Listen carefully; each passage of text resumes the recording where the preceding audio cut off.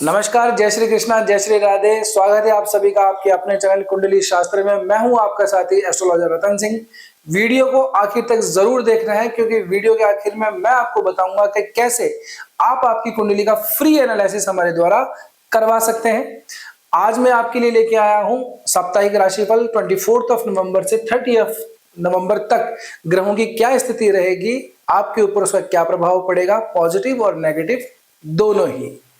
राशि है आपकी तुला, असर रहेगा मिला जुला। आप लोगों के लिए एक अच्छी खबर भी है और एक थोड़ी सी बुरी खबर भी है। तो पहले क्या सुनाऊं? पहले अच्छी सुना देता हूं। तुला राशि वालों के लिए बुध महाराज जो आपके वक्री हो रखे थे आपके द्वितीय भाव के अंदर, वृश्चिक राशि के अंदर, अब जो है वो वक्रत बहुत ज़्यादा आगे बढ़ते हुए और राशि परिवर्तन कर चुके हैं और तुला राशि के अंदर बुध महाराज प्रवेश कर चुके हैं। यहाँ पे पहले से ही शुक्र महाराज ऑलरेडी स्टैब्लिश थे, गोचर कर रहे थे।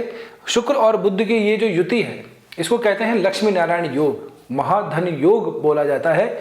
जिस भी व्यक्ति के बन जाता है, स्पेशली लगन में बना हो, पंचम में बना हो, एकादश में बना हो, तो वो व्यक्ति बहुत ज़्यादा धन प्राप्त करता है, बहुत ज़्यादा धनवान होता है, भाग्यवान होता है। आप लोगों के लिए आप ही की राशि के अंदर बन रहा है, बहुत शुभदायी है। आप लोगों को धन, संपत्ति, वैभव, मान, प्रतिष्ठा, इन सभी मामलों के अंदर बहुत ज़्यादा जो है लाभ मिलने वाला है।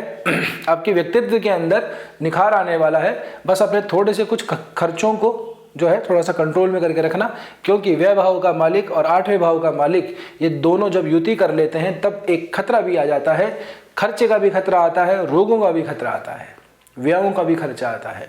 जी हाँ, तो आप लोगों के लिए युति है तो बहुत अच्छी, लेकिन आप लोगों को इन दो चीज़ों का थोड़ा सा ध्यान रखना है। आप लोगों के लिए अगर कोई काम आपका अटका हुआ पड़ा था, अगर आप लोगों को फाइनेंस से संबंधित कोई अपनी प्रॉब्लम सॉल्व करनी थी, कहीं से कोई पैसे आपके पास में आने थे, तो उसके पास में एफर्ट कीजिए, आप लोगों को पैसा मिल जाएगा। क्योंकि इनकी सीधी दृष्टि आपके दाम्पत्य भाव पे पड़ती है, आपके व्यापार भाव पे पड़ती है, और इस भाव का जो मालिक है सप्तमेश, वही आपका द्वितीयेश बनता है और द्वितीय भाव के अंदर बैठा हुआ है मंगल महाराज। जी हाँ, तो आप लोगों के लिए ये जो युति है ये बहुत ज़्यादा लाभदायी होने वाली है, ना सिर्फ आपके व्यक्तित्व के लिए, आपके धन से संबंधित, बल्कि आप लोगों के लिए आपका जो व्यापार चल रहा है, आपका जो काम धंधा चल रहा है, जो भी आप बिजनेस करते हैं उसके अंदर भी बहुत अच्छी ग्रोथ ये देने वाला है। सप्तम का मालिक अगर द्वितीय के अंदर बैठा हो तो बहुत सही संकेत माने जाते हैं, खास करके व्यापार से संबंधित चीज़ों के लिए। एक अब मैं आप लोगों को थोड़ी सी जो गलत खबर है यानी कि बुरी खबर है वो बता देता हूं। बुरी खबर ये है कि 8वें भाव का मालिक और 12वें भाव का मालिक ये दोनों ही भी बुध और शुक्र बनते हैं और आपकी राशि के अंदर, आपके लग्न के अंदर युति बना के बैठे हैं। ये भाव हमारे पास में मोक्ष का भाव होता है और ये हमारे पास आयु का भाव होता है। मृत्यु का भाव, आयु का भाव, मोक्ष का भाव, आयु का भाव, ये दोनों के भाव के मालिक जब युति कर लेते हैं तब एक व्यक्ति को खतरा आ जाता है। जी हाँ, तो आप लोगों के लिए ये समय जो है थोड़ा सा धन से संबंधित चीज़ों के लिए तो बहुत अच्छा है, लेकिन जिन लोगों को छोटी मोटी डिजीज़ है, जो ट्रैवल ज़्यादा करते हैं, जिनका बाहर आना जाना ज़्यादा लगा रहता है, उन लोगों के लिए ये समय थोड़ा सा कठिन भी रहने वाला है। आप लोगों को 2 तारीखों का ध्यान रखना है। देखिए, 23 नवंबर को बुध महाराज यहाँ गोचर करेंगे और 26 नवंबर को शुक्र यहाँ से जा करके और वृश्चिक राशि में गोचर कर जाएंगे। यानी कि 23 नवंबर से लेकर के और 26 नवंबर तक का जो 3 से 4 दिन की अवधि है, ये आप लोगों के लिए ट्रैवल वगैरह के लिए मैं कहूँगा कि आप मत कीजिए। अगर कोई एडवेंचर वगैरह जगह पे जाना चाहते हैं, कोई एडवेंचर टूर प्लान कर रहे हैं, तो कृपया करके उसमें थोड़ी या तो सावधानी रखें, या फिर अगर अभी तक प्लान नहीं किया है तो उसको थोड़ा सा पोस्टपोन कर दीजिए, क्योंकि ये समय बिल्कुल भी आप लोगों के लिए ठीक नहीं है। कोई बहुत भीषण दुर्घटना होने की संभावनाएं हमको सीधी सीधी और स्पष्ट रूप से दिखाई देती है, क्योंकि आपकी राशि के ऊपर ही ये योग बन रहा है। तो शुभ योग दुर्योग में ना बदल जाए, इसका विशेष रूप से आप लोगों को ध्यान रखना है। क्योंकि ये मत देखिए कि हमारा नवमेश है, भाग्येश है और आपका राशिश या लग्नेश है, इन दोनों की युति है। आप ये भी देखिए कि आपका अष्टमेश और द्वादशेश है, इसकी भी युति है। ये दोनों की जो राशियां हैं वो इन्हीं दोनों ग्रहों की हैं। तो आप लोगों को 50-50% चांसेस हैं कि कुछ भारी दुर्घटना जो है वो हो जाए।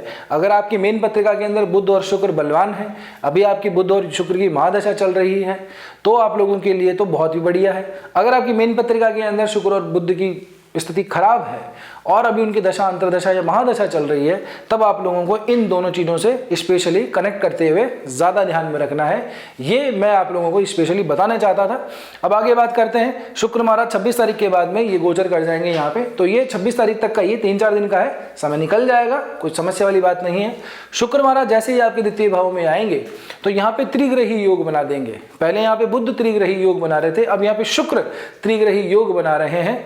इस योग का शास्त्रों के अंदर, स्पेशली सारावली के अंदर ये विवरण दिया गया है कि ऐसे समय पे व्यक्ति को मान, सम्मान, प्रतिष्ठा ये प्राप्त होती है। जो व्यक्ति होता है इन योगों के अंदर, इन त्रिग्रही योगों के अंदर पैदा होता है, उसको वैभव प्राप्त होता है, वो बहुत ज़्यादा भाग्यवान भी बताया गया है।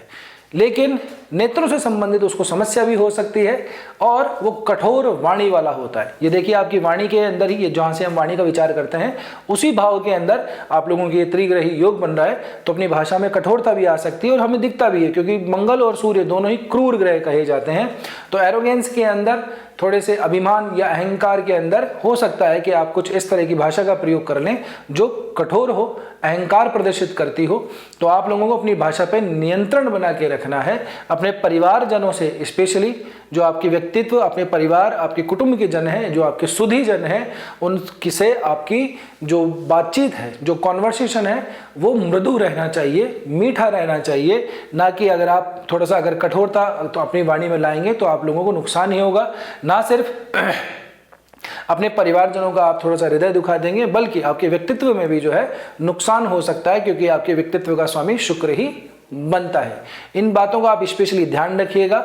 और कोई बहुत बड़ी समस्या आप लोगों के लिए नहीं है। कुछ अच्छी खबर भी है। क्या है? पंचम भाव के अंदर राहु यहाँ पे विराजित हैं आप लोगों के। तो अब 23 नवंबर को जो राहु महाराज है वो शतभिषा नक्षत्र में गोचर कर चुके हैं। शतभिषा नक्षत्र राहु का स्वयं का गोचर है और ये परिवर्तन का सूचक है, ये नवाचार का, नवज्ञान का सूचक है, नई ज्योति का सूचक है। समाज में, सृष्टि में, परिवार में, हर जगह ये परिवर्तन लेके आता है। और आपके तो पंचम भाव के अंदर राहु बैठा है, तो जो आपके अंदर तकनीक से संबंधित काम करने की जो बुद्धि है, जो युति आप लगाते हैं अपने कामों को निकालने के लिए, आम जन की भाषा में कहूँ जो तिगड़म बुद्धि जो होती है, ऐसे लोगों की बहुत तीव्र होती है। तो आप लोगों को अपने काम के अंदर, अपने ज्ञान के अंदर कुछ इनोवेशन लेके आना है, परिवर्तन करना है, अपने आप को अपग्रेड करना है, ट्रेंड के अकॉर्डिंगली अपने आप को लेके चलना है, ताकि शतभिषा नक्षत्र के अंदर जो राहु का गोचर है आप लोगों के लिए फलदायी हो सके। इसके ऊपर डिटेल में पूरा वीडियो बनाया हुआ है। तुला राशि के ऊपर राहु का जो शतभिषा नक्षत्र में गोचर हुआ है उस पर पूरा डिटेल में वीडियो आप जाके जरूर देख सकते हैं। शनि जो है वो भी 28 नवंबर को मार्गी हो चले हैं। जी हाँ, ये भी एक अच्छी खबर है।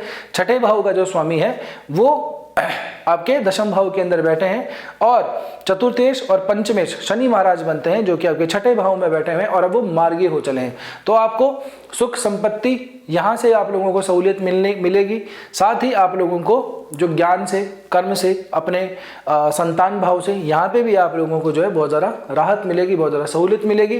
क्योंकि राहु एक तो स्वयं जो है वो शतभिषा नक्षत्र में है और शनि महाराज स्वयं जो है वो अब मार्गी हो रहे हैं। छठे भाव के अंदर शनि का बैठ जाना बुरा नहीं माना जाता, अच्छा माना जाता है। पाप भाव के अंदर पाप ग्रह बैठ जाए तो वो बलवान हो जाता है, अच्छा हो जाता है, यानी कि उसके जो नेगेटिव इफेक्ट हैं उसको समाप्त कर देता है। और अब वो मार्गी और हो रहा है तो आप लोगों के लिए और बढ़िया है। तो कुल मिलाकर के आने वाला सप्ताह आप लोगों के लिए पूरा तरह से अच्छा रहने वाला है।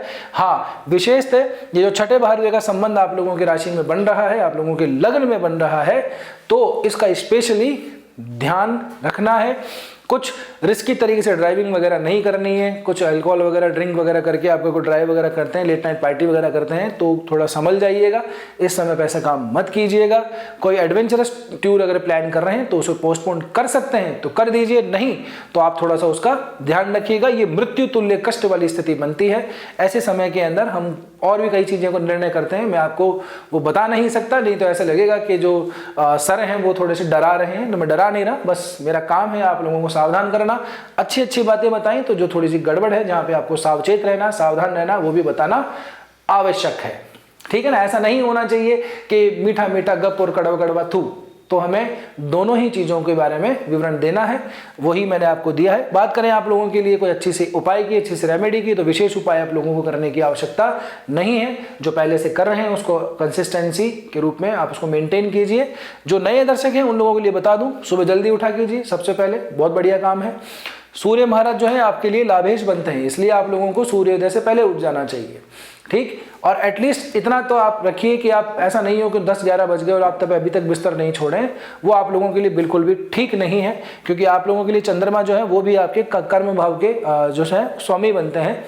तो आप लोगों के लिए तो सुबह जल्दी उठना बिल्कुल परम आवश्यक है। सुबह जल्दी उठिए, सुबह उठ करके और जब आप मॉर्निंग वॉक पे जाएं, थोड़े टहलने जाएं या स्नान आदि करके, अगर आप आसपास कोई शिव मंदिर है तो वहाँ पे जल वगैरह अभिषेक कीजिए, जल चढ़ाइए। इतना सा ही काम है, 5 मिनट का काम है, जल ही चढ़ाना है। और यदि वहाँ पे आसपास कोई गाय वगैरह आपको मिल जाए तो गायों को हरा चारा जो है आप दे सकते हैं। गायों को हरा चारा देने से ये जो युति है ना, हरा चारा, हम ग्रीन की बात कर रहे हैं तो बुध से बात कर रहे हैं, और गाय के संबंध में है तो शुक्र से संबंधित बात कर रहे हैं, ठीक है। तो एक ही उपाय से ये दोनों जो आप लोगों के लिए युति बनी हुई है, ये आपके लिए 100% पॉजिटिव हो जाए, ये मेरा प्रयास है। यहाँ की जो नकारात्मकता है ये पूरी तरह से समाप्त हो जाए।